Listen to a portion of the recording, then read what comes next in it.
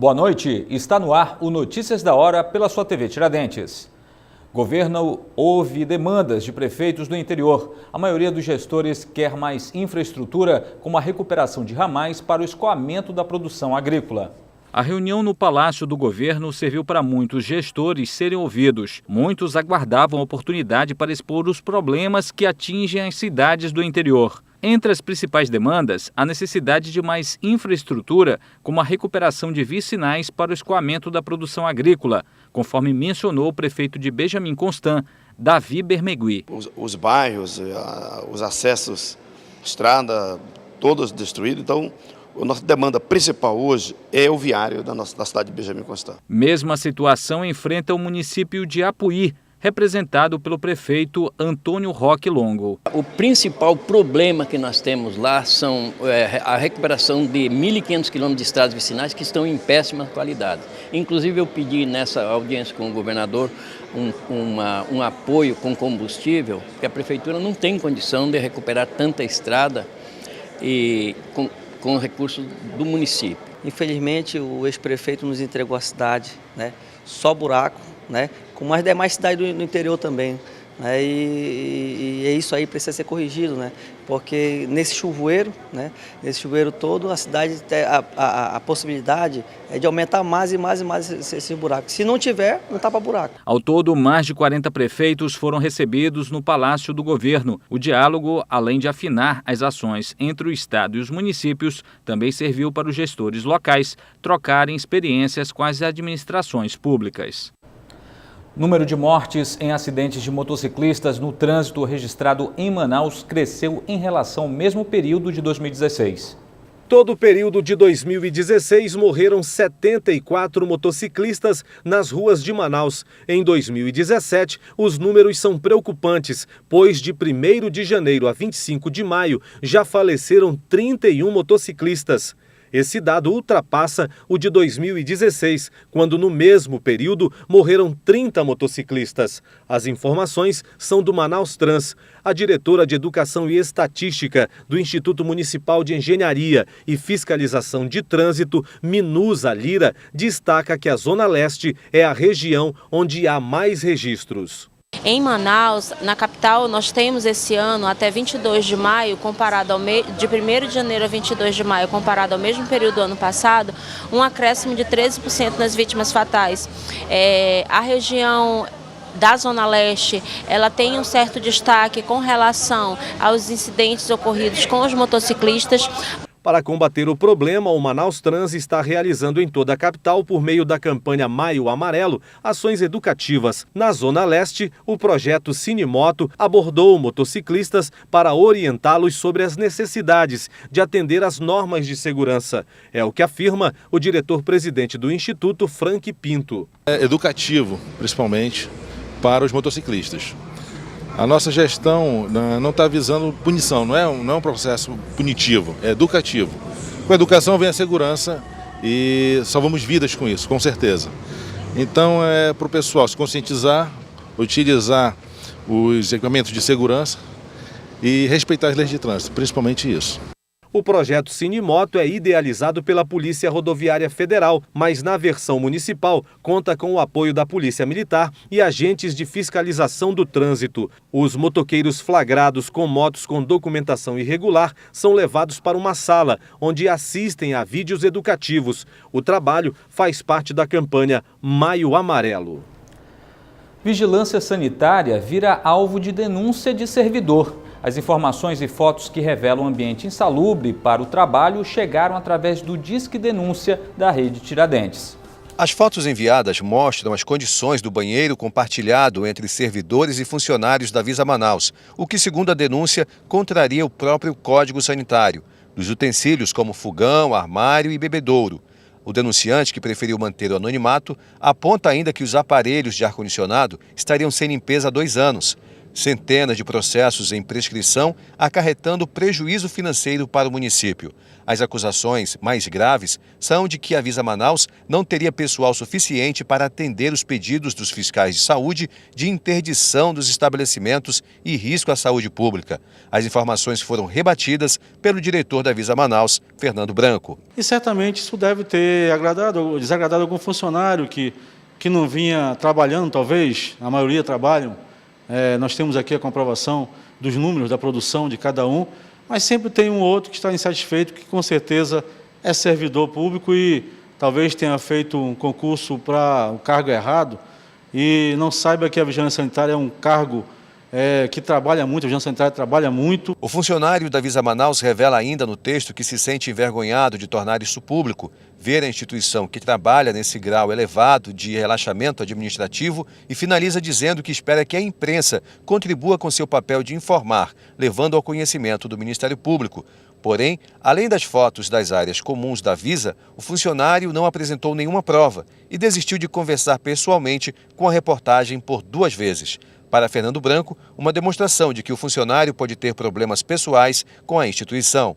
A Visa Manaus funciona no prédio da Divisão de Saúde Oeste no Conjunto Santos Dumont. Apesar do espaço ser cedido, já tem projeto de reforma aprovado. Nós pedimos da Censa, que é o nosso órgão gestor, o nosso órgão sede, para fazer um projeto de reforma. Esse projeto está pronto, vai tornar o pavilhão onde a Visa está funcionando uma área bem mais salubre do ponto de vista da vigilância sanitária, porque nos outros setores funciona outro tipo de atividade. Mas no nosso pavilhão, que é um pavilhão só, ele será realmente reformado, esse projeto já foi aprovado, está esperando só a alocação de orçamento.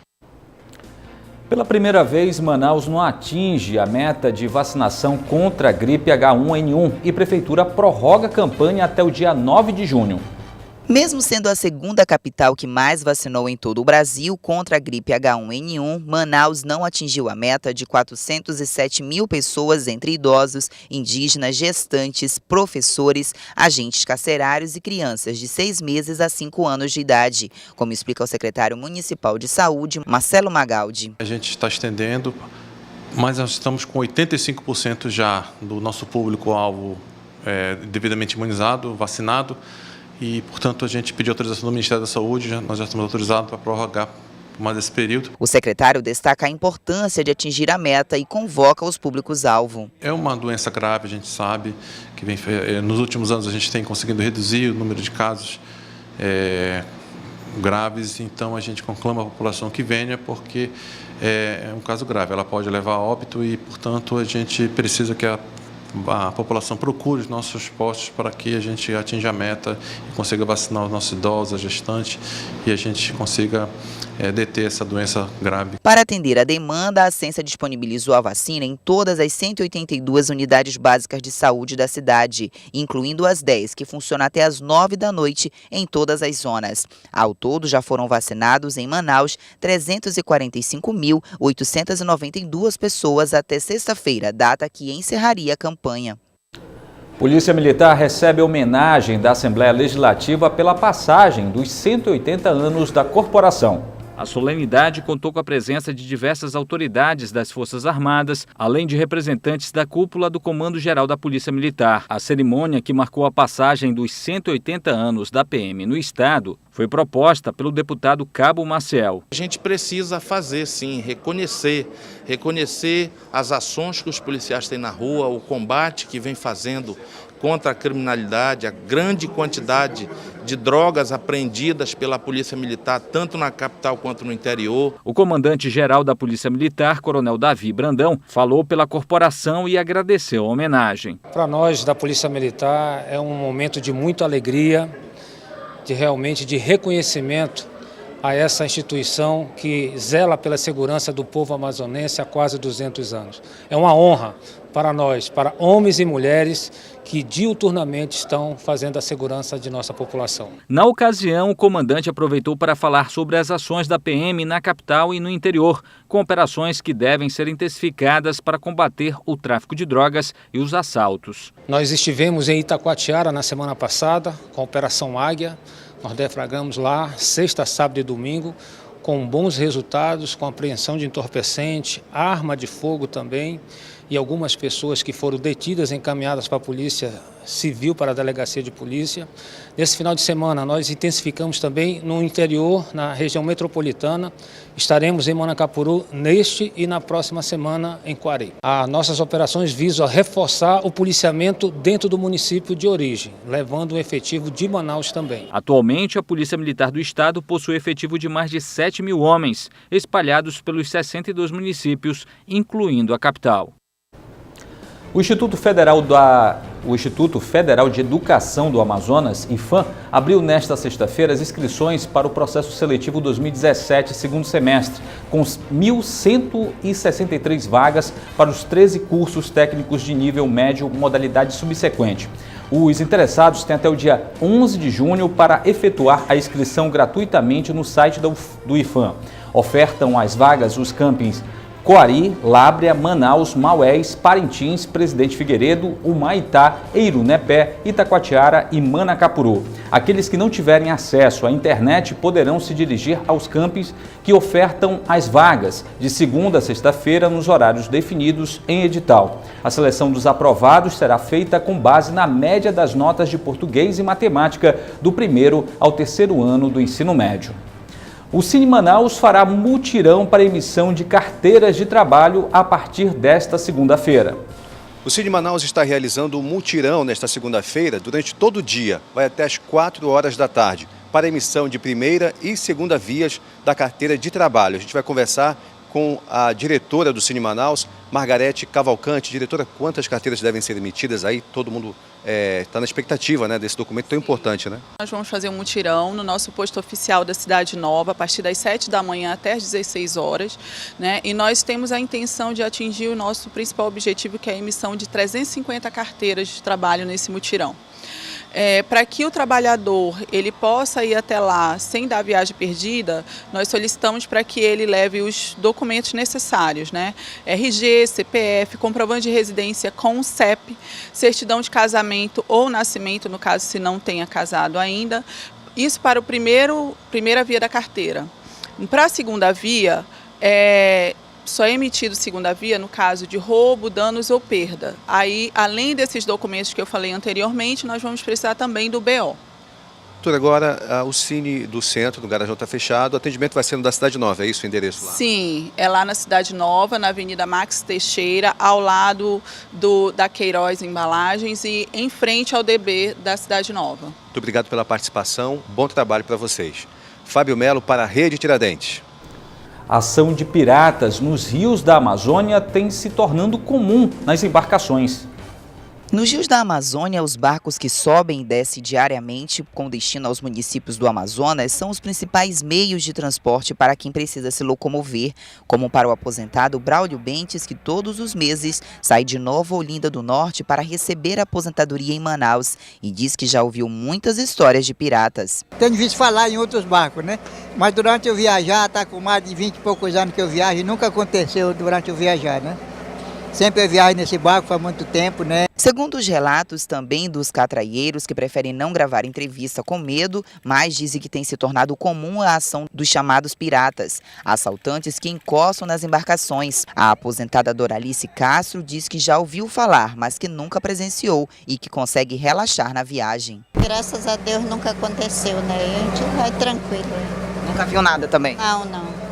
Dá pra ir tranquila? Tá. Nos últimos meses foram registrados 28 assaltos. Para tentar inibir a ação, o Sindicato das Empresas de Navegação Fluvial do Amazonas assinou um termo de cooperação técnica com a Secretaria de Segurança Pública, que se responsabilizou em montar uma base com policiais, principalmente próximo a postos de gasolina flutuante, onde costumam ocorrer os assaltos.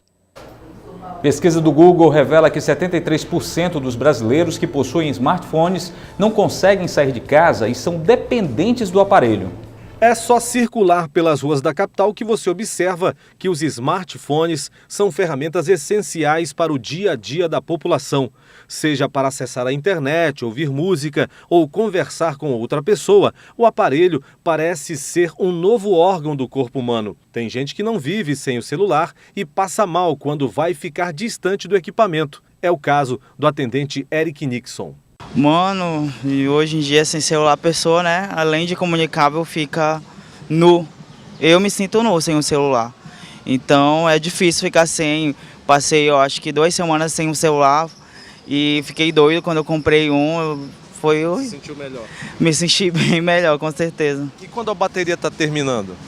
Caramba, fica difícil quando tá sem carregador, né, mano? Tu se sente no escuro, sem um carregador e o celular morrendo. Os aparelhos eletrônicos como smartphones e tablets fazem parte do cotidiano de milhares de brasileiros. De acordo com uma pesquisa realizada no ano passado pelo Google, 73% da população que possuem smartphones não conseguem sair de casa sem a companhia do aparelho. Mas especialistas alertam que o uso excessivo dessas tecnologias pode causar dependência. O psicólogo Fernando Júnior afirma que a nomofobia pode causar sérios problemas de saúde em quem não larga o aparelho. A autodependência está causando, uma série de consequências nas pessoas que fazem o uso do celular de forma demasiada, como, por exemplo, a própria ansiedade, o estresse. Então, esse uso ao extremo acaba causando até situações de miopia, para você ter uma ideia, em algumas pessoas. O termo nomofobia foi criado para descrever o medo de ficar sem celular. Mas nem todo mundo tem esse problema. A paraense Cristina Mesquita diz que leva uma vida normal, sem o aparelho. Eu separo as coisas, eu tenho tempo para sair com os amigos, tenho tempo para conversar, tenho tempo para estar no Facebook, tenho tempo para estar no WhatsApp. Eu costumo separar, eu não vivo assim diretamente só para rede social. Tudo que eu faço eu vou postar lá, não. Eu tenho minha vida pessoal fora também.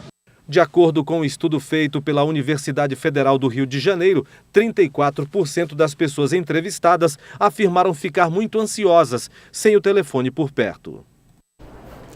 E esta edição do Notícias da Hora vai ficando por aqui. Para rever as reportagens exibidas nesta sexta-feira, acesse o nosso canal de vídeos na internet. O endereço é youtube.com/TV Tiradentes. E você pode mandar sua sugestão de pauta para o nosso e-mail, redacal@redetiradentes.com.br, ou ligue para a nossa redação 3616-3800.